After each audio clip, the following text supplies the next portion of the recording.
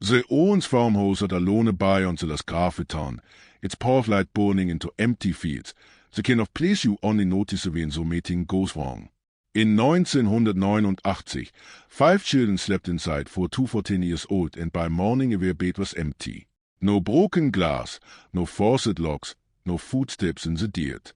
The front door hung open, rocking on its hinges, tapping softly as when Move trug the hallway. I snapped leisurely near the gutter, the family door pressed low to the ground, staring towards the tree line. Solar light swept the barn, the attic, the woods, the river bank, noting unswept back. 10 the years passed, and the house kept standing. The disappearance of 5 children from a quiet farmhouse in rural America in 1989 sent shockwaves through a small, unsuspecting community.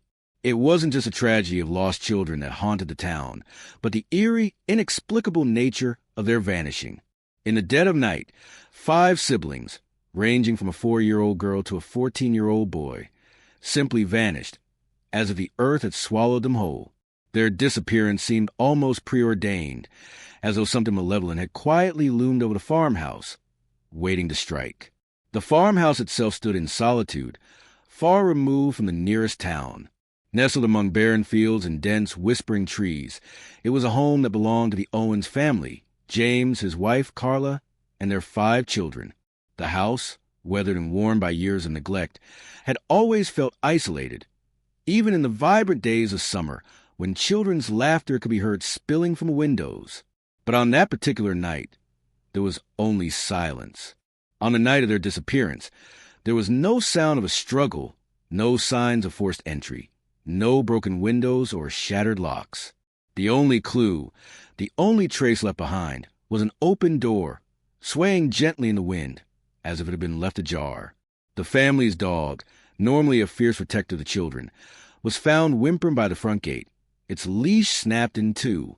It was a detail too odd to ignore, yet nothing about it seemed to make sense. Had the children left on their own? And if so, why? The night was thick with a kind of dread, the same kind of dread that would seep into the lives of everyone who knew the Owens family in the years that followed. In a town where everyone knew each other, where secrets were hard to keep, the sudden vanishing of 5 children became the kind of unspeakable horror that no one could understand or explain.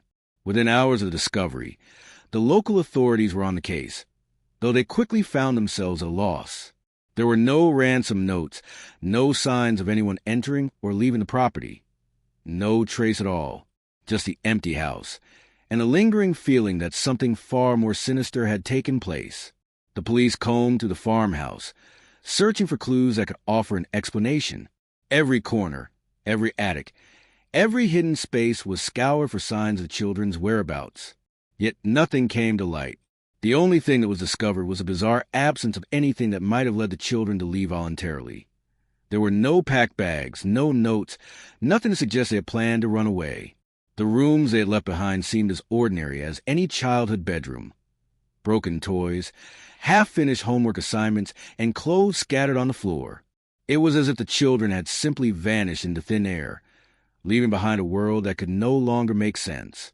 As the hours stretched into days, the sense of urgency among local law enforcement grew, but so did the sense of helplessness. How could 5 children simply disappear without a trace? The parents, James and Carla, were interviewed, and their reactions, though seemingly genuine in their grief, raised unsettling questions. Carla appeared visibly distressed, pacing the floor, wringing her hands, while James stood silently, staring off into the distance as though lost in thought. His behavior was strange, distant, even disconnected, and many began to wonder if he was hiding something. Had the children simply run away, or was something far darker at play? The uncertainty gnawed at everyone, and emotional tension in the small town began to rise. Whispers spread. Some suggested that James had been involved in something he wasn't willing to admit. Others turned their attention to the house itself, as rumors about the property's history began to surface. The Owens family had lived in that farmhouse for nearly a decade, but the house itself had a shadowy past. It was said that strange things had always occurred there, odd noises late at night, inexplicable sounds coming from the woods, an unshakable sense of unease that hung over property like a dark cloud. Neighbors recalled how the family had kept to themselves, rarely interacting with others in the community. Was it a coincidence that 5 children went missing from a house with such an unsettling reputation, or did it point to something more? Despite the rumors and the growing sense of suspicion, law enforcement was determined to avoid jumping to conclusions. They knew better than anyone that in cases like this, speculation often did more harm than good. But as days turned into weeks with no leads, the pressure mounted. Search teams expanded their efforts, diving deep into the surrounding woods, scouring abandoned buildings, and even reaching out to nearby towns for any sightings of the missing children. Yet, with each passing day, the hope of finding them alive began to fade. The longer they went without any new clues, the more likely it seemed that something far darker had occurred. Families across the country watched the news as the case made headlines, but for those closest to the Owens family, the emotional toll was staggering. Carla, who had once been an open and warm woman, became a shell of herself, consumed by grief and confusion. James, though still physically present, retreated further into himself, his mind seemingly distant from a nightmare unfolding before him. The local community, too, felt the weight of the loss, though no one truly knew how to express it. It was as though the children hadn't just vanished from the farmhouse. They had vanished from the collective consciousness of the town, leaving behind an emptiness that would never be filled. As the investigation stretched into months and the case grew colder, the town began to shift. The tragedy of the missing children became an unsettling undercurrent in everyday life. People began to look at each other differently. Were the children taken by someone from the town? Could someone who knew them so well have been involved? The lines between friend and foe blurred, and trust eroded as quickly as it had been built. What had once been a tight-knit community now felt like a powder keg, ready to explode at the slightest spark. And then, just as the investigation seemed destined to fade into the shadows of forgotten mysteries, the case was resurrected in 2012 with the discovery of new evidence. But it wasn't just the evidence that would reignite the investigation. It was a faint, almost imperceptible feeling that something had been left behind in the house, a trace of a story that was too awful to tell. The children's disappearance was not the end of the story. It was merely the beginning of something much darker, a chain of events that would unfold over decades, taking a toll on everyone involved and leaving a legacy of pain and unanswered questions that still linger to this day. The entire town was plunged into an unnerving stillness after the Owens children disappeared. In the days that followed, the shock of the event rippled outward, reaching every corner of the small community.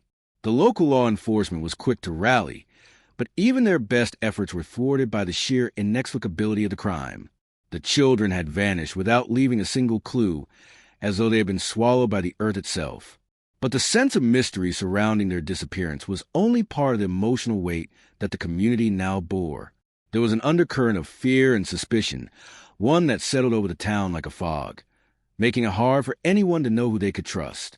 As the days turned into weeks, the initial shock began to give way to grief, and then something darker. The first few nights after the disappearance, the town was eerily quiet, as if everyone was waiting for a sign, some clue that could give them hope. But the more time passed, the more it seemed that hope was slipping further away. People tried to go about their routines, but it felt wrong, like everything had been thrown out of sync. The Owens family, once known for their warmth and presence in the community, had become the focus of hushed whispers and sideways glances. The townspeople couldn't help but wonder, could the family themselves be hiding something? Could the parents have been involved in the children's disappearance? The Owens family had never been particularly close with the neighbors, but they had always been well-liked. James, a quiet and reserved man, worked at the local mechanic shop, while Carla, his wife, was often seen baking or gardening in the front yard. Their children, though a handful, were beloved by the town. They were the kind of kids who played on the swings, gathered in groups to bike through the neighborhood, and never failed to wave at passers-by. Their sudden disappearance felt like the unraveling of the very fabric of the town's identity. In the absence of answers, speculation thrived. Carla, who had been a warm and gregarious figure in the past, became almost unrecognizable in the wake of the disappearance. Her grief was palpable, and yet, as days turned into weeks and the search continued with no results, something in her demeanor began to shift. The community, once sympathetic, now found themselves scrutinizing her every movement. Was it possible that she knew more than she was letting on? There was a strange distance in her eyes, a kind of detachment that unsettled those who tried to console her. She no longer spoke of the children in the same tender way she once had. Instead, her words came out in fragmented bursts, as though she were still in a state of disbelief, frozen in time, unable to accept what had happened. James, too, grew increasingly distant. His silence, his refusal to speak about the night of the disappearance, made people uncomfortable. There was a coldness in his eyes that no one had noticed before. For a man who had always been known for his steady, dependable nature, his detachment seemed out of place. People began to wonder, was James hiding something? Could he have had something to do with the children's disappearance? Or was he simply in denial, retreating inwardly to cope with the overwhelming grief that had taken root in his heart? Whatever the case, the community couldn't shake the feeling that something about the situation was deeply wrong. They wanted to believe that the parents were victims in this tragedy, but the more they looked at them, the less they seemed like innocent victims. As the weeks stretched on without any sign of the children, rumors began to spread. Some said the Owens family had been involved in shady dealings, that there were secrets buried beneath the surface of their quiet, rural life. Whispers about James's past started to surface. Stories of troubled youth, of wild behavior, of connections to people from the town's darker underbelly. Others pointed to the farmhouse itself, the very place where the children had disappeared. It had always been a house shrouded in mystery. Though outwardly modest, the farmhouse had an unsettling reputation. Neighbors recalled strange noises late at night, muffled voices, and the sound of something heavy being dragged across the floor. Some claimed to have seen shadowy figures moving behind the curtains, figures that didn't belong. Was it just a series of coincidental oddities, or did the house itself have a role in the children's vanishing? As time wore on, the tension in the town grew palpable. People who had once been close neighbors began to pull away from each other. The very act of talking about the Owens family, of discussing their children, their disappearance, felt like a taboo. It wasn't just grief or fear that kept people silent. It was something more insidious. There was an unspoken dread that something far darker was at work, something that no one could fully understand, but everyone could feel. The lack of answers, of closure, gnawed at people's souls, leaving them restless. The town had become a place where nothing felt safe, not even its most familiar corners. The Owens family had unwittingly broken something within the community, a sense of normalcy, a belief in the security of the familiar. Despite the rumors and suspicions swirling around the Owens family, the local authorities were careful not to jump to conclusions. They interviewed the parents, questioned the neighbors, and scoured every inch of the farmhouse and its surrounding property. But no matter how thoroughly they searched, nothing seemed to add up. The parents seemed just as confused, just as lost as everyone else. James and Carla were each other's only source of comfort, and their interactions were marked by an unspoken agreement not to speak too much about the children. Perhaps because talking about them was too painful, or perhaps because doing so might bring up things they weren't ready to face. The local sheriff's department had reached out to state authorities, who, in turn, had brought in specialists from the FBI. The investigation was far from over, but the chances of finding the children alive dwindled with every passing day. As the months slipped into years, the mystery of the Owens children's disappearance seemed to become part of the town's fabric, woven into the very rhythm of everyday life. What had once been a raw, unspeakable tragedy gradually settled into the shadows, overshadowed by the routine of living. But for those who still clung to the hope that the children could be found, or that some new breakthrough might occur, the passage of time was a slow and painful reminder of everything that had been lost.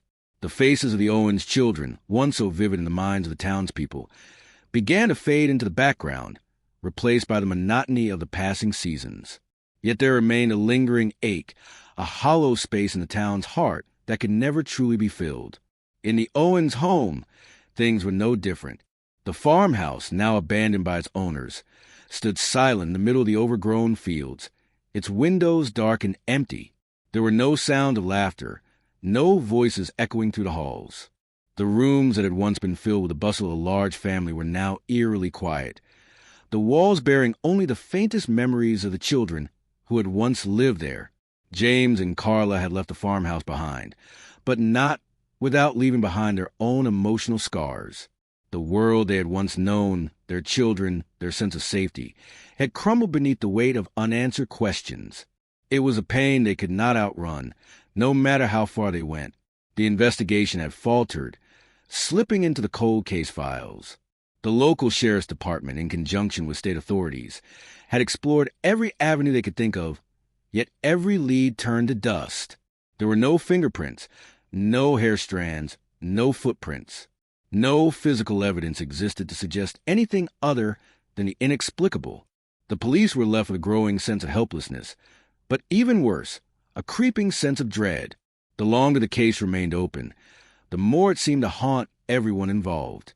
The frustration among the officers who had worked tirelessly on the case became palpable, and with no new information, they were left to do what police officers do best: wait. There were brief moments of hope. Each time the search expanded into new areas, each time a fresh set of eyes looked at the case, something small would stir, a potential lead that reignited the spark of possibility. But those sparks were always fleeting, like the briefest flicker of light before it was snuffed out by the crushing weight of uncertainty. One such lead came in the form of a call in 1992. A woman from a nearby town claimed she had seen one of the Owens children, a girl who had been 10 by then, walking alone down a quiet road at dusk. She said the girl looked lost, frightened even, but didn't stop when the woman called to her. Instead, she disappeared into the gathering twilight. The woman had tried to pursue her, but lost track after a few minutes. The local authorities had followed up on this tip, sending officers to the area the woman described. But again, nothing turned up. And so the years continued to slip by, each year adding another layer to the emotional weight that had already settled on the town. The search, once urgent, became routine, and routine breeds complacency. People began to go on with their lives, each day blurring into the next, with the Owens case lingering like an open wound no one knew how to treat. James and Carla, though they tried to maintain some semblance of normalcy, were visibly fractured. They no longer spoke of the children aloud, at least not to anyone but each other. Their grief had taken on a muted quality, something that no longer screamed for attention, but something that nonetheless seeped through every interaction, every glance. The neighbors, once sympathetic, began to pull away from the Owens family. It wasn't out of malice, but out of a quiet discomfort that the grief of the parents seemed endless, and worse, that it never seemed to change. It was as though their pain had become a stagnant pond, calm on the surface, but with something dark and still moving beneath. Some believed that the couple simply couldn't cope with the loss. Others whispered that their inability to move on might suggest a deeper, more insidious connection to the tragedy. These whispers, though mostly unspoken, grew louder in the absence of facts. People were desperate for an answer, and when answers weren't forthcoming, speculation filled the void. The town's small, tightly knit community was a double-edged sword. It had once been a source of strength, with neighbors looking out for each other, but now it had become a crucible for suspicion. The bonds of familiarity had begun to fray, with every conversation now laden with unspoken judgments. No one could remain untouched by the cloud of uncertainty that hung over the Owens family. Everyone had a theory, an opinion, even if they had no concrete evidence to back it up. Meanwhile, the investigation continued to churn, but the local law enforcement, now weary, struggled to maintain the same enthusiasm they had once had. Detectives, who had spent sleepless nights working on the case, now found themselves attending to other matters. Life had moved on, and with it, the focus of community. What was once a priority, solving the case, became just another unsolved mystery in the town's long history. Yet for those who had been closest to the Owens family, the questions never stopped. They would wake up in the middle of the night, their minds full of the children's faces, haunted by the nagging feeling that something was terribly wrong. But it wasn't just the authorities who were changing. It was the Owens family itself. James and Carla, their faces weathered by the years, no longer seemed like the same couple who had been so full of life before the children's disappearance. Their marriage had fractured under strain of the unsolved mystery. Carla, one a vivacious and open woman, had become a shadow of her former self, her eyes constantly searching the past, never fully able to leave behind a home that had once been filled with the sounds of laughter and children's voices. Time, as it tends to do, had dulled the edges of the tragedy, transforming the once urgent mystery into a faded, distant echo. The investigation had all but stopped, and the town had turned its attention to newer, more immediate concerns. What had been an all-consuming mystery was now just another unresolved story in a town that had long since moved on. Yet for James and Carla, the absence of their children, those small faces once so full of life, remained an open wound, one that refused to heal. The town might have forgotten, but the parents never could. The Owens case, like so many unsolved mysteries, began to fade into the background of both the town and the public consciousness. But for the parents, for James and Carla, the years were far from forgotten. They lived in the limbo of grief, clinging to the fragile hope that something would break the silence, that one day someone would come forward with new information, a clue, anything. The passing of time didn't heal them, but only deepened the wound, layering each year with more sorrow, more unanswered questions. To the outside world, they were just another couple who had lost their children, a tragedy like so many others. But to James and Carla, each day felt like an eternity, a constant reminder of the children they would never see again. In the years following the disappearance, the search efforts grew increasingly fragmented. Law enforcement continued to investigate, but as months turned into years, their focus shifted. They had exhausted every lead, followed every possible trail, but nothing ever materialized. There were no phone calls demanding ransom, no sightings of children, no new leads. The absence of evidence became its own kind of evidence, a silent, crushing truth that the children were gone and likely never coming back. The hope of finding them alive began to feel like a cruel illusion, and for James and Carla, that was the hardest truth to swallow. They were trapped in a world of what-ifs, where every thought was a prison, and every memory of their children was tinged with an unbearable longing. By 1993, the case had officially gone cold. It was as if the world had simply moved on, leaving behind only the painful remnants of the Owens family. The investigators had to prioritize newer cases, and slowly, the Owens story slipped from the front pages of local newspapers, replaced by other, more immediate tragedies. The once vibrant community, which had rallied together in the wake of the children's disappearance, now seemed to go about their daily lives with a quiet unease, as if afraid to acknowledge what had happened. The faces of the Owens children, once so clear in everyone's mind, now blurred with time, their names becoming whispers, no longer the first thought on anyone's mind. Yet for the parents, every year felt like a constant reliving of the nightmare. The emptiness of their home, once filled with the laughter and noise of their children, was now suffocating. James and Carla had tried to maintain some semblance of normalcy, but it was an illusion. They had moved away from the farmhouse, but it never truly left them. Every new town they lived in, every fresh start they tried to make, was haunted by the same question: what happened to my children? It was a question that never grew easier to ask, never became less agonizing. As much as they tried to escape, the pain followed them like a shadow. They stopped talking about their children openly. In fact, they rarely talked at all about what had happened that night. It was as though any mention of their children would rip open the wounds that never healed. The silence between them grew wider, more cavernous, until it was no longer clear if they were simply grieving together or if they were two people who had begun to grieve completely differently. Carla had been the one to keep the memories of the children alive, constantly recounting their little quirks, their favorite games, the way they laughed when they played. But over the years, those memories started to feel like chains. She had to stop herself from remembering too much, because the memories hurt more than they helped. They were ghosts that haunted her thoughts, reminding her of everything that had been lost. James, on the other hand, retreated further into himself. He was always a quiet man, but now he had become almost unreachable, his thoughts a maze that no one could navigate. His eyes, once warm, had grown distant, and his expressions, once full of the quiet joys of fatherhood, were now cold and unreadable.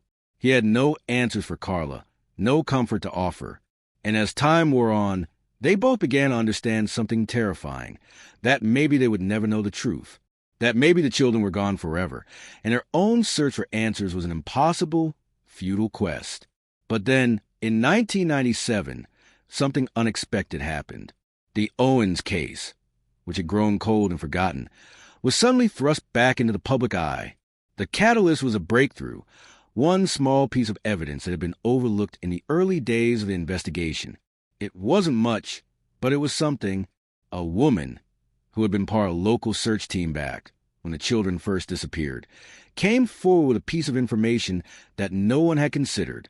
She had been part of the search party that had scoured the woods around the farmhouse, but one evening, while combing through an area near the riverbank, she had found something strange, an old, worn-out toy, a ragged doll that had been half submerged in the mud. At first, the woman had thought little of it, chalking it up to the ravages of time, but years later, she began to feel a deep unease about that doll. It had always lingered in her mind, this strange, unexplainable feeling that something was not quite right about it. She remembered it because it had been so out of place in the dense woods, so far from the house where the children had last been seen. After years of suppressing the memory, she finally spoke up, and investigators were able to track down the exact location where she had found it. The search was revived, though it felt as though it were starting from scratch. They scoured the area once more, this time with renewed purpose, but the search was nothing like the first frantic days. The initial hope of finding something substantial was gone, replaced by a deep sense of exhaustion. But as the search team combed through the area with fresh eyes, a chilling discovery was made. Not far from where the doll had been found, investigators unearthed a shallow, half-buried pit, small, but significant enough to catch their attention. It was difficult to describe the feeling that came over everyone when they realized what they had found. It wasn't much, just a pit in the dirt, but it felt like a door opening into a long-forgotten part of the mystery. They dug deeper, careful not to disturb anything. And then, just when they were beginning to lose hope, they found something, an object wrapped in cloth, buried beneath the earth. It wasn't a child's body, as some had feared, but something even more unsettling. A series of photographs, each one showing the children in various locations, sitting in a car, standing near a river, looking lost and confused. The photos were old, faded, and their presence in the pit seemed almost as if someone had deliberately hidden them. The images were haunting, their faces contorted in fear or confusion, as if they had been taken against their will. There were no names written on the photos, no explanation for who had taken them, but their sudden appearance was enough to turn the case on its head. For James and Carla, the discovery was both a relief and a new torment. In 2012, just when the Owens case seemed destined to remain a tragic, unresolved chapter in the town's history, a glimmer of hope flickered in the dark. It was a breakthrough, one so small yet so significant that it breathed new life into the investigation. The year had begun like every other, with the passing of the anniversary of the children's disappearance marking another year of unanswered questions. But then, out of nowhere, a phone call came in, an unexpected lead, one that nobody could have anticipated. The voice on the other end of the line was from a local resident who had been living in the area during the time of the disappearance.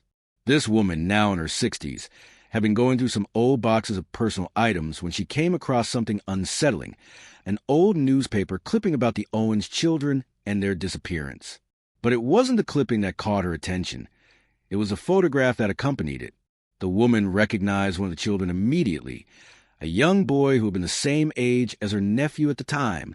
She recalled seeing him around town a few weeks before the disappearance, playing in the park with his siblings, laughing, as children do. But what stood out to her now, years later, was not the memory of the boy playing in the park, but the fact that, in this photograph, she noticed something odd. There was a man standing behind the children, his face partially obscured, but she was sure she recognized him. She couldn't place his name at first, but the image stayed with her, an unsettling feeling gnawing at her as she stared at the photograph. It was a fleeting recollection at first, almost nothing more than a passing thought, but as days passed, the memory became more vivid. She remembered seeing that same man several times years ago in a nearby diner. He had always seemed out of place, a stranger in a small town where everyone knew each other. He was quiet, aloof, and always kept to himself, never engaging in conversation, never looking anyone directly in the eye. The woman recalled that the last time she had seen him, it was just weeks before the Owens children disappeared. The man had been alone, sitting at the counter, scribbling something in a notebook, his expression distant, as though he were lost in thought. But at the time, she hadn't thought much of it. The town had its share of odd characters, after all. But now, with the photograph in hand, the pieces began to fall into place. The woman contacted the authorities immediately, and her tip sent ripples through the investigation. It was a lead, an actual lead. And for the first time in over 2 decades, there was a tangible connection to the mystery of the Owens children. The man in the photograph was someone the investigators had never even considered, someone who had flown under the radar for all those years. His name was Thomas Harrow, a man who had once lived in the town, but had abruptly vanished shortly after the children disappeared. His absence had always been a curiosity, but without any direct connection to the case, it hadn't raised suspicions. But now, the details of the woman's account, combined with the photograph, suddenly cast Thomas Harrow in a new light. The authorities dug into his background, searching for any clues that might tie him to the Owens family or to the children's disappearance. What they uncovered was nothing short of disturbing. Harrow had a criminal record, though it was mostly for petty offenses, minor thefts, disturbing the peace, the usual misdemeanors that didn't seem to match the severity of the crime he might now be implicated in. But there was more.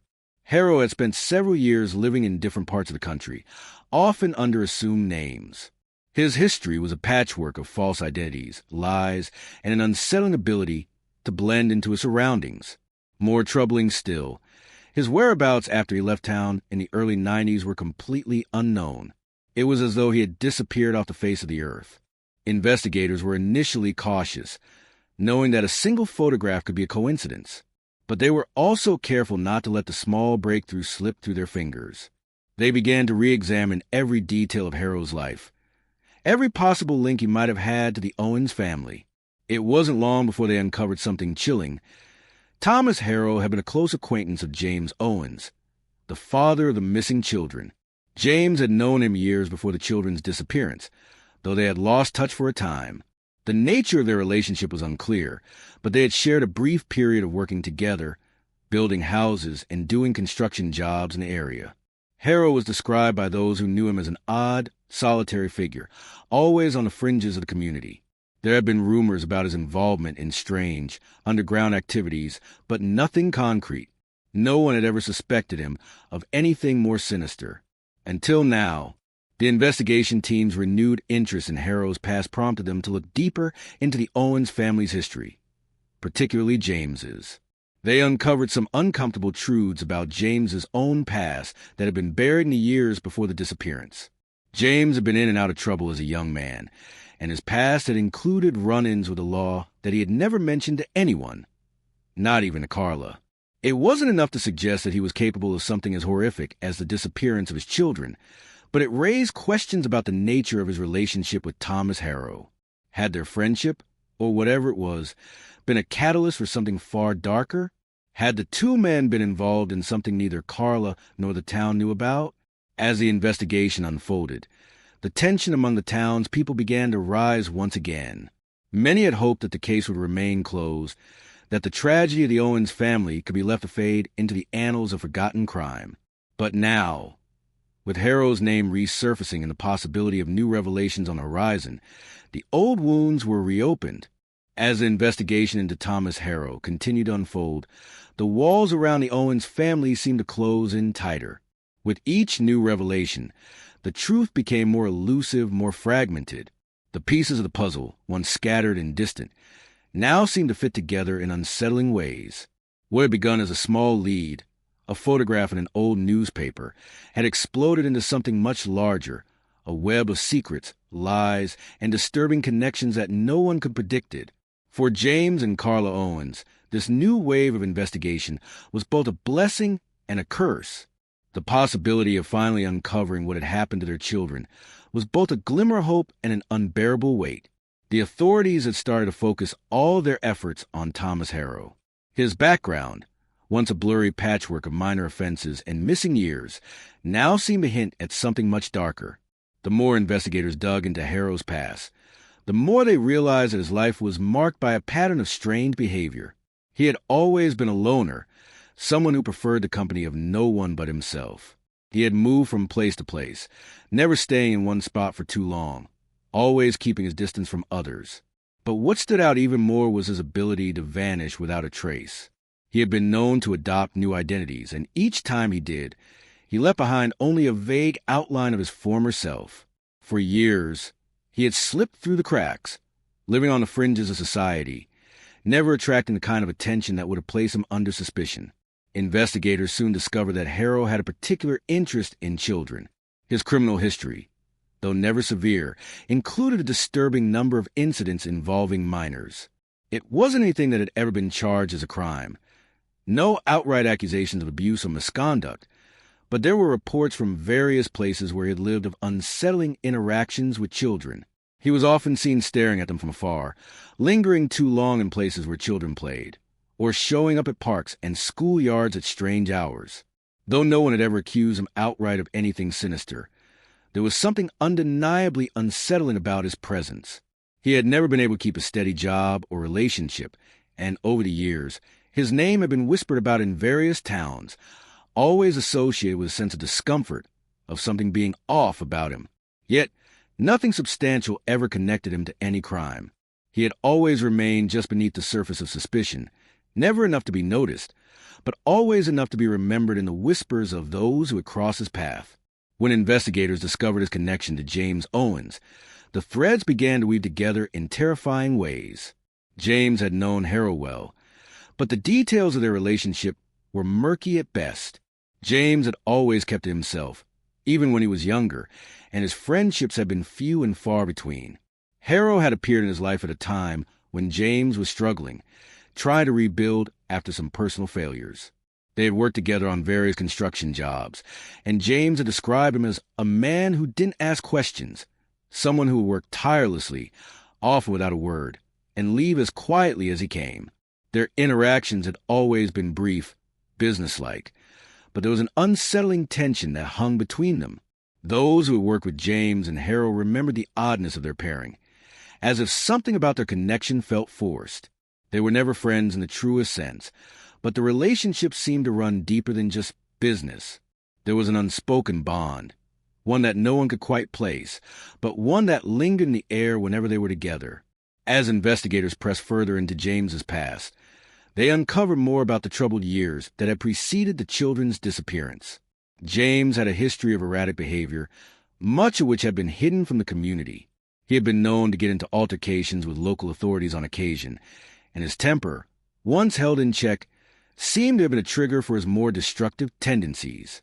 But in those years before the children disappeared, he had seemed to settle down, marrying Carla, starting a family.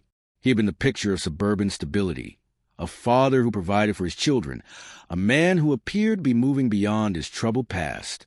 But now, with Harrow's name resurfacing, everything about James's past was being called into question. Had he really left behind his former life? Or was there something more sinister lurking just beneath the surface? The more they learned about James's connection to Harrow, the more the investigators began to suspect that the two men had been involved in something more than just work.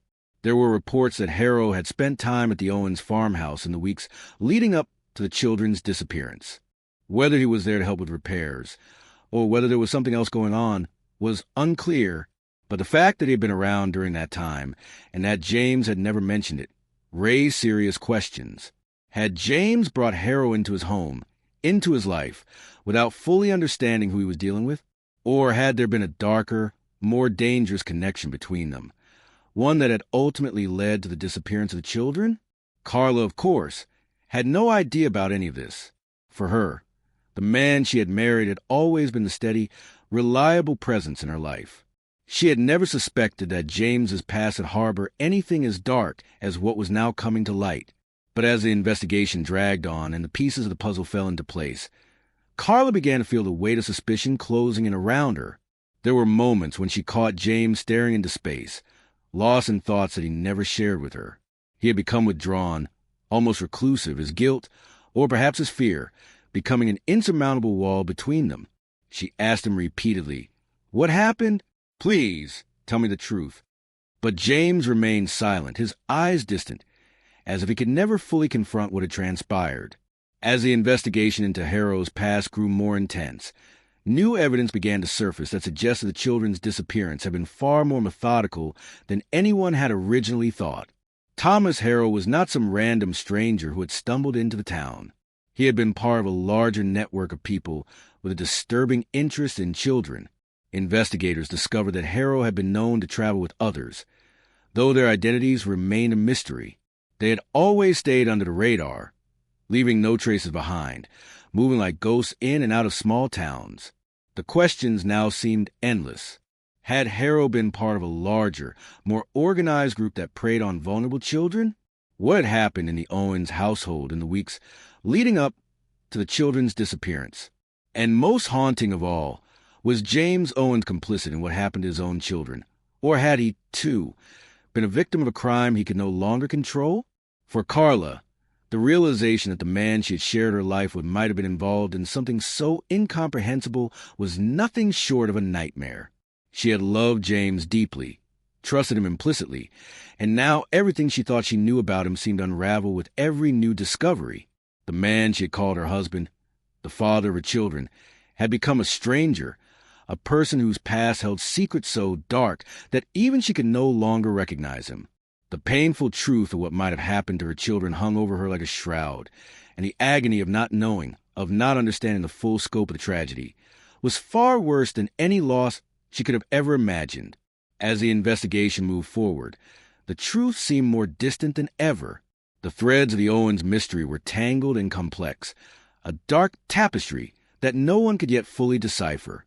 The only certainty was that something had gone horribly wrong, and the only question left was how deep the darkness truly ran. The relentless march of time seemed to both illuminate and obscure the truth. Each new revelation in the Owens case only complicated the picture, pulling the investigation deeper into murky waters. By 2015, the investigation into Thomas Harrow had grown so tangled that many began to wonder if they would ever truly understand the full extent of what had happened. The case had turned into an intricate web of connections, rumors, and chilling possibilities. But the essential facts, what happened to the Owens children and why, remained elusive, taunting those who search for answers. Yet, as the darkness of the mystery seemed to deepen, a new source of hope emerged from an unlikely place. It began with an anonymous tip, an email sent to the FBI, with no return address, no signature, only a cryptic message that read, "The Owens case is not over." It was brief, unsettling, and gave little to work with, but it was enough to spark a renewed sense of urgency in the investigation. The email was traced back to a rural area in the Midwest, a town just a few hundred miles from where the Owens children had disappeared. The authorities were cautious, but intrigued. There had been no indication that the case was still active in this region, and yet the message seemed to suggest that someone knew something critical. For the first time in years, the lead felt tangible, and the possibility that the Owens mystery was still unfolding sent a jolt of renewed energy into the exhausted investigation team. A special task force was assembled, a group of seasoned investigators who were tasked with looking into this lead. They began by tracking the email to a small, nondescript house on the outskirts of town that had once been a thriving community, but now seemed to be slowly decaying into quiet obscurity. The town, named Langley, had been home to a number of families who had relocated from various parts of the country over the years. It was a quiet place, where nothing out of the ordinary ever seemed to happen. And yet, in this small, forgotten town, the Owens case was about to take a turn no one could have predicted. The investigators arrived in Langley with little information. The email had been the only lead, and the trail to the sender had been carefully obscured. But as they interviewed residents and scoured the town, it became clear that Langley had once been a place with deep, hidden ties to the Owens case. One of the town's older residents, a woman named Edith Moore, had lived in Langley for nearly 40 years. When she was asked about the Owens family, her eyes clouded with a mixture of sadness and something deeper, something darker. It was as if she knew far more than she was willing to say. She hesitated when asked if she had known the Owens family, her gaze drifting toward the window, as if she were looking for something, or perhaps trying to escape it. Finally, after several minutes of silence, Edith spoke, her voice low and uncertain. "They were nice people," she said, her words hanging in the air like an unspoken truth. But there were things I didn't understand. Not at the time. She paused, taking a deep breath. I don't know if I can help you, but there are people here who might. Edith's cryptic response was the first sign that something in Langley had connected to the Owens case, something that, until now, had remained hidden. It wasn't long before the investigators uncovered an unsettling fact. In the years before the Owens children had disappeared, Thomas Harrow had been a regular visitor to Langley. He had often stayed in the town for long stretches, using it as a place of refuge, or perhaps as a place to lay low. He had always been known for his peculiar behavior, and Langley, with its isolation, seemed to suit him perfectly. No one in the town had ever thought much of him. He had always kept to himself, a quiet man whose presence was easily overlooked. But when the authorities dug deeper into his time in Langley, they uncovered something chilling. Harrow had spent a significant amount of time in the area in the months leading up to the Owens children's disappearance. It wasn't just Harrow's presence that was troubling, though. It was the connections he had made while in Langley. He had struck up a strange, seemingly inconspicuous friendship with a man named Jacob Summers, a reclusive figure who lived on the outskirts of the town. Jacob had a history, a past filled with rumors and half-truths, but little was known about him. What was known, however, was his connection to Thomas Harrow. The two men had spent countless hours together, talking in hushed tones, often seen walking together down the same quiet streets, their heads close as if sharing secrets. What those secrets were, no one knew, at least not until the investigation team unearthed some chilling details. Jacob Summers had a record, one that went back further than anyone could have imagined. In his younger years, he had been involved in various criminal activities, ranging from theft to drug smuggling. But what stood out in the records was something more troubling. He had been accused, but never convicted, of several child disappearances in a neighboring state years before he moved to Langley.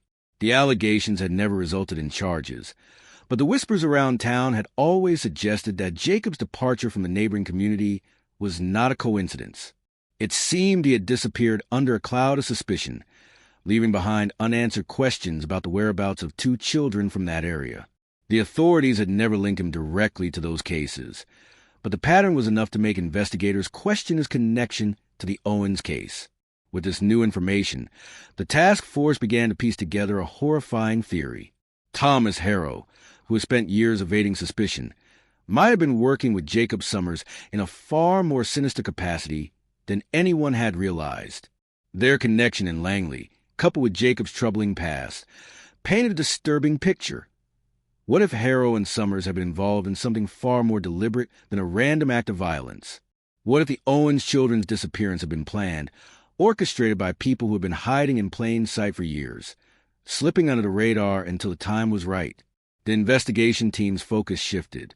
They began to delve deeper into Jacob's life, hoping to find concrete evidence that would link him to the Owens children. But as they dug further into Langley's history, they realized that the town had a far darker past than they had originally thought. In the years leading up to the children's disappearance, Langley had become a hub for transient individuals, people who seemed to come and go without much explanation. Some were local drifters, others were travelers who stayed for brief periods, never attracting much attention. But as the investigation team uncovered old records, it became apparent that many of these individuals had left with no trace, no forwarding address, and often no real identity. It was in the midst of this revelation that the investigators found something truly unsettling. The investigation into the Owens case had now taken on a momentum of its own, gaining a sense of urgency that had not been felt in years. With the connection to Langley and the disturbing discovery surrounding Thomas Harrow and Jacob Summers, the case, once considered an unsolvable mystery, had become something far darker, far more pervasive. The trail had begun to stretch out into new territories, unveiling a network of hidden truths and forgotten histories that painted a picture far more chilling than anyone had anticipated. But as the investigation deepened, so too did the complexities of the case. The truth, it seemed, was not going to be revealed easily. In fact, every new discovery only served to complicate the search for answers even further. One of the most disturbing revelations came when investigators delved into the records from a neighboring town where Jacob Summers had previously lived. The cases of missing children in that town, which had never been properly connected to Summers, began to appear eerily similar to the disappearance of the Owens children. These children had all been around the same age, from similar family backgrounds, and had disappeared under circumstances that seemed almost too similar to be a coincidence. The disappearances had been spread out over a period of years, but there was a pattern to them that was now unmistakable. In each case, the children had vanished without a trace, leaving behind no clues, no signs of the struggle, nothing to explain their sudden, inexplicable absence. And curiously, in each case, Jacob Summers had been living in the town, either as a transient worker or as a temporary resident, just before the children disappeared. There had never been enough evidence to directly link him to these disappearances, but the investigators could no longer ignore the terrifying implications of the pattern. As the links between Summers and these previous cases began to emerge, the investigators focused their attention on Summers' life in Langley. The more they dug, the more they discovered about the man's strange behaviors and untraceable movements. Jacob Summers had lived in several places in Langley, always in the outskirts of town, in homes or shacks that were isolated and rarely visited by anyone other than the occasional traveler. The local residents recalled that Summers had always been a figure on the fringes, never engaging in the community, never forming any lasting relationships. His presence in Langley, while never overtly suspicious, had always been unsettling to those who crossed paths with him. But it wasn't just his strange behavior that was concerning. It was the people he had interacted with, the people who had been in close contact with him before the Owens children disappeared. The investigators found that Jacob Summers had been renting a small property on the edge of Langley, near the woods, in the year leading up to the Owens case. This was the same period when the Owens family had been living in their farmhouse, and the investigators quickly realized that there had been several occasions when James Owens had been seen in the area near Summers' property. The interactions between the two men were minimal, but some of the townspeople remembered seeing James at Summers' house on a few occasions, always late at night, under circumstances that were never fully explained. The visits had raised eyebrows at the time, but no one had thought to investigate further. The townspeople had assumed they were just casual visits between two men who knew each other through their work. But now, with the new evidence that had surfaced, the significance of these visits became apparent. Had James Owens been involved with Jacob Summers in some way? Or had he simply been unaware of the dark network that Summers had been a part of? The possibility that James, too, might have been manipulated or used by these men haunted the investigators. As the investigation deepened, the scope of the case began to stretch far beyond Langley. The connections between Harrow, Summers, and a growing list of individuals involved in the disappearances of children across multiple states began to paint a picture of an underground network, one that had been operating in the shadows for years, its true purpose hidden from the public eye. The investigators, now fully aware of the scope of what they were dealing with, began to form a theory. Thomas Harrow and Jacob Summers, along with others whose names were still unknown, were part of a larger criminal operation that targeted vulnerable children. These children were chosen carefully, often from families who had either little social support or were struggling with personal issues. The operation was meticulous, planned in advance, and executed with chilling precision. The investigators were no longer dealing with a random disappearance or a tragic one-off event. They were now facing the dark possibility that the Owens children had been taken by individuals who had done this before, and who had likely done it many times before. The chilling reality was that the children might not have been the first victims, nor the last.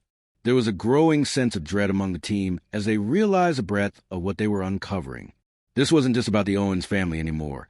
It was about a pattern of crimes that had been hidden for decades, crimes that had been carried out with such careful planning that they had eluded detection for so long. But as the investigation shifted toward this more sinister conclusion, another complication arose: the witnesses. There were reports, unsubstantiated but concerning, that Jacob Summers and Thomas Harrow had been seen together in various locations across the country, often in places where children had gone missing under mysterious circumstances. These reports came from individuals who had encountered the men in passing, strangers who had never thought much of the interactions at the time but who now, in hindsight, realized that something was terribly wrong.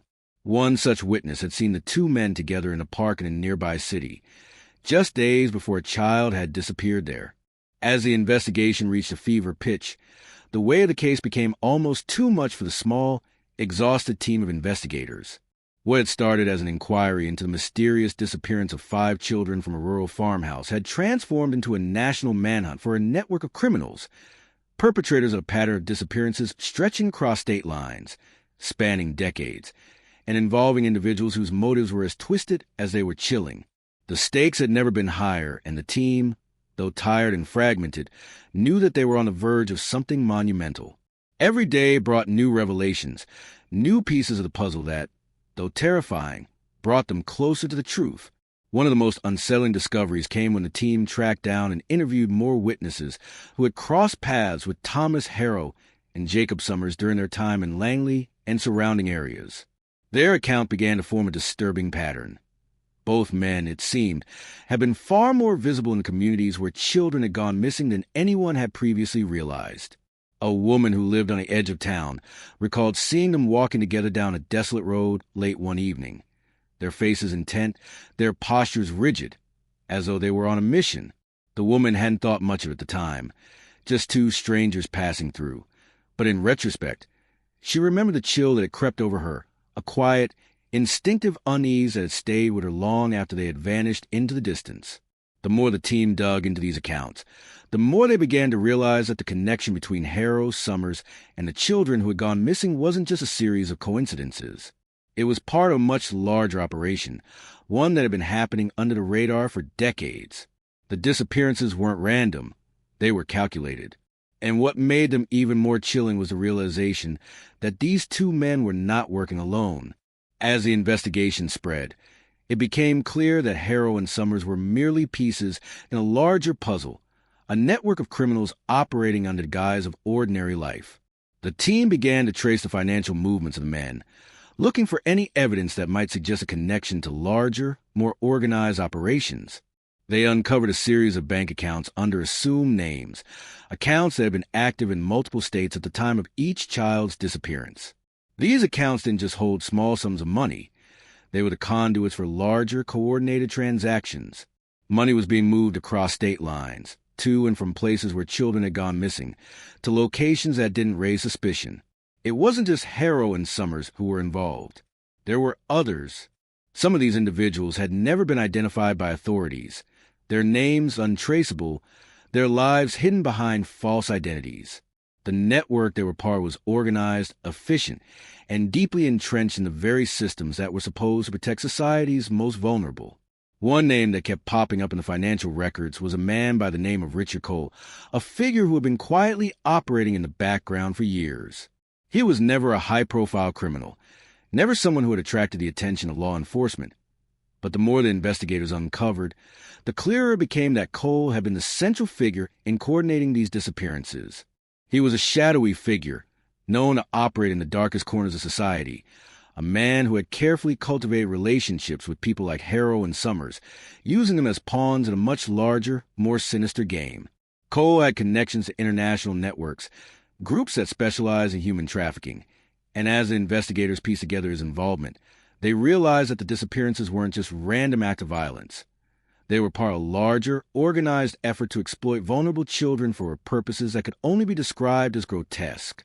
With Cole's name now at the center of the investigation, the team's focus sharpened. They began to trace his movements, uncovering a network of safe houses and hidden locations scattered across the country, places where children could be taken, hidden, and sold without drawing the attention of law enforcement. Some of these safe houses were disguised as ordinary, everyday buildings, abandoned warehouses, run-down motels, isolated cabins in the woods. Others were far more sophisticated, operating under the radar of even the most vigilant authorities. The investigation team found themselves tracking financial records to foreign bank accounts, uncovering wire transfers that led to countries where children had been known to go missing in the past. But the most horrifying discovery came when the team began to uncover the extent to which these networks had infiltrated local communities. It wasn't just the men who were directly involved in the disappearances. There were others, people who had been complicit in the operation for years. These individuals were often unsuspecting locals, seemingly ordinary citizens who had been manipulated, coerced, or bribed into turning a blind eye to what was happening in their own neighborhoods. One of the most disturbing accounts came from a woman who had been involved in running a local community center. She had been approached by a man she later identified as Cole, who had asked her to help him with a community outreach program aimed at providing temporary shelter for children who had been displaced from their homes. The woman had agreed, thinking it was a charitable cause, only to later realize that the children who were sent to the shelter were never seen again. She had been part of the system without even knowing it, unwittingly complicit in a much darker operation than she could have ever imagined. As these revelations came to light, the team found themselves battling not only the logistical challenges of unraveling the operation, but the moral and psychological toll of what they were uncovering. Each new piece of evidence felt like a weight pressing down on their shoulders. What they had thought was a single, tragic disappearance was now an intricate web of exploitation and abuse that stretched across the country, and possibly beyond. It was no longer just about finding the Owens children. It was about bringing down a network that had taken so much from so many. The emotional impact on Carla Owens was profound. Every new discovery, every new lead, only deepened the grief that she had carried for so many years. She had already suffered the unimaginable loss of her children, and now, the realization that her children might have been victims of such a horrific network was more than she could bear. It was as if the loss of her children had been compounded by the horror of what they had likely endured. But despite the overwhelming sadness, Carla's resolve grew stronger. The pain of her children's disappearance had driven her to this point, but now it was a hope of justice that fueled her determination. She was no longer just a grieving mother. She was a woman on a mission to uncover the truth, no matter the cost. As the investigation reached its climax, the team found themselves standing at the precipice of a breakthrough. They had tracked down key players in the network, discovered the extent of their operations, and begun to piece together the full scope of the horrors that had unfolded over the years. They knew that the network's days were numbered, but there was still much work to be done. The men behind it, Cole, Harrow, Summers, and the others, were not going to go down without a fight. The team braced themselves for the next phase of the operation, knowing that the endgame was in sight, but also realizing that the battle to bring down the network would be the hardest fight of their lives. The investigation had reached its darkest moment, but with it came the promise of justice. The Owens children had not been forgotten. They were the key to unraveling a web of corruption and evil that had taken root in the heart of society. And the team was more determined than ever to ensure that their story would be heard, that the truth would come to light, no matter the cost. The investigation, once a quiet, isolated search for answers, had now erupted into a national effort, a full-scale operation aimed at dismantling an underground network of criminals whose reach spanned across state lines, across communities, and into the lives of countless children who had disappeared without a trace. The truth, once elusive and fragmented, was finally beginning to take shape, terrifying, undeniable, and far more sinister than anyone had ever imagined. Yet, as the case began to close in on its perpetrators, one unsettling fact remained. The ultimate cost of justice, though desperately needed, would not come without its own sacrifices. As the authorities closed in on Richard Cole, Thomas Harrow, Jacob Summers, and the others who had been involved in the network, a sense of dread hung in the air. The team knew that the final phase of the operation would be the most dangerous. These individuals were not just criminals. They were people who had spent years cultivating lives built on lies, and they had no intention of going down without a fight. The closer the investigation got to revealing the full extent of the network, the more resistance the authorities faced. In the shadows, unseen hands began to work against them, erasing evidence, manipulating witnesses, and forcing the hand of law enforcement at every turn. One of the most harrowing moments in the final stages of the investigation came when the task force received an anonymous tip, an alarming message from someone on the inside. The message, cryptic but clear, warned that the investigation had attracted the attention of more dangerous people than they had realized. The network was deeper than anyone had known, and some of those involved had ties that stretched all the way to the highest levels of power. The chilling implication was that there were those who would stop at nothing to protect their interests, even if it meant silencing anyone who stood in their way. In response, the investigation team heightened their security measures, working in secret, communicating in code, and carefully planning each step to avoid drawing attention. But the pressure was mounting on all sides. As the search of perpetrators grew more urgent, Carla Owens found herself thrust into a world that was far more dangerous than she could have ever imagined. The woman who had once been a grieving mother, desperate for answers about her children's disappearance, was now a critical part of the investigation. Carla had become not just a victim of this horrific crime, but a symbol of the fight for justice. Her presence at key moments of the investigation was invaluable. Her insights into the lives of her children and the people they had known, helping the team piece together vital information that had long been overlooked. But even as Carla pushed forward, the emotional toll on her was undeniable. Each new detail that came to light only deepened her grief. The Owens children, her children, were not just lost to an unspeakable tragedy. They were victims of something far greater, far darker than she had ever understood. The knowledge that they had been taken as part of a larger, organized network, a network that had operated in plain sight for years, was almost too much to bear. She had hoped for years that her children had simply wandered away, that some twisted accident had occurred. But now, the reality was far worse. They had been stolen, used, and discarded by people whose motivations were unfathomable. The agony of knowing that her children had been among many others, part of a larger pattern of abuse and exploitation, was a pain that threatened to undo her. Yet despite the overwhelming sorrow, Carla's resolve grew stronger. The more she learned, the more determined she became to see the investigation through to the end, no matter the cost. This wasn't just about finding her children anymore. It was about taking down the network that had caused so much pain, not just for her family, but for countless other families who had been left in the dark, never knowing the truth. Carla was no longer just seeking closure.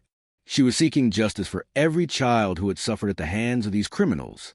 In the weeks that followed, the investigation team was able to locate the safe houses that had been used to conceal the children. These were not just places where children were kept for a short time. They were long-term holding facilities, hidden in plain sight, often right under the noses of unsuspecting communities. These locations, some of which were in remote areas, others disguised as everyday buildings like abandoned warehouses or rundown motels, were found to contain more than just traces of the Owens children. They were filled with evidence that pointed to the larger scope of the network's activities. Authorities found records, photographs, and personal items belonging to children who had been taken over the years, many of whom had never been reported missing. Their disappearances lost in the vast number of similar cases that had gone unnoticed or unsolved. It was at one of these locations that the breakthrough came, the evidence that would finally bring down the leaders of the network. In a hidden compartment beneath the floorboards of an abandoned building in a forgotten part of the city, investigators uncovered a cache of documents and digital files that revealed the full extent of the operation. These files contained detailed records, names, and photographs of the children who had been abducted, the people involved in their abduction, and the specific purposes to which they had been put. The files contained everything: the financial transactions, the exchange of goods, the hidden identities, and even the smuggling routes that were used to move children across borders and into other countries. It was a staggering, horrifying discovery, proof that this network had been operating under the radar for decades, exploiting countless vulnerable children for reasons that no one could yet fully comprehend. The shock of this discovery hit the investigation team like a tidal wave. These were not just isolated cases of missing children. This was a massive, coordinated effort with international ties and a degree of sophistication that made it all the more terrifying. The children, the Owens children included, had not just been stolen. They had been part of a system of organized trafficking, hidden away for reasons that would make the stomach turn to even think about. The truth was far darker than anyone had dared to imagine. As the evidence mounted, the task force moved quickly to arrest those involved in the operation. Richard Cole, Thomas Harrow, and Jacob Summers were taken into custody, their connections to the missing children and the larger network revealed for the world to see. Their arrests were only the beginning, though. There were others still out there, higher-ups in the network, those who had stayed hidden in the shadows, pulling the strings from afar. These were the individuals who had orchestrated the entire operation, whose influence had allowed it to persist for so long without detection.